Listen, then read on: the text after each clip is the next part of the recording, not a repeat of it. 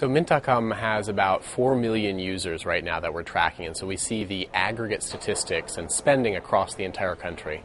One thing that we noticed where people were spending is spending on places like Walmart or discount retailers is up 10% year over year.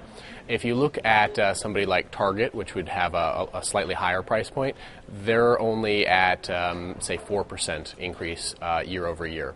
So things are improving. Retailer spending is up. People are spending much more than last year. It's still not back to 2008 levels, is what we've seen from our data. You can actually go to data.mint.com and see spending at merchants from over 300 different cities. You can see the average price that people pay for any gym or any restaurant or any hair salon or barber shop. It's really interesting to see if you're overpaying. Our demographic, if it skews, tends to be younger and more affluent. So the average Mint user is around 31, 32. They make about $80,000 a year. And they tend to be 60% male, 40% female. What we've seen from our users is that travel and restaurant spending has been roughly flat year over year. What's rebounded has actually been shopping. Not just going into the holiday season, but you've seen the luxury retailers, for example, who were down 30 and even 40% in 2008, 2009, have rebounded 20% year over year at places like Neiman Marcus and Saks and Nordstrom. In terms of actual real growth, where we're seeing it is actually at Walmart and Sam's Club.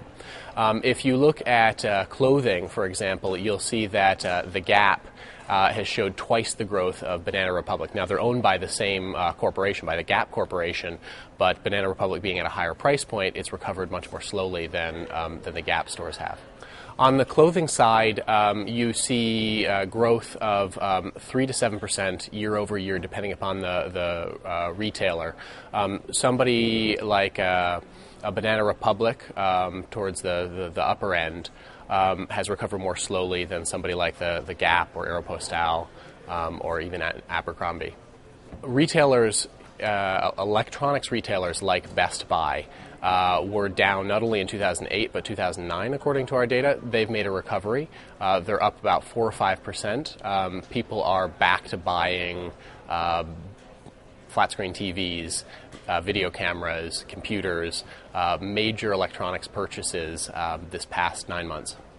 Almost everywhere has a problem with credit card debt. The United States is the worst. Mint sees about $11,000 in average credit card debt for our users. In Canada, it looks like it's about half that, and it's about the same in Australia, New Zealand, and the UK, about $5,000 to $6,000 US worth. The US has a penchant for credit card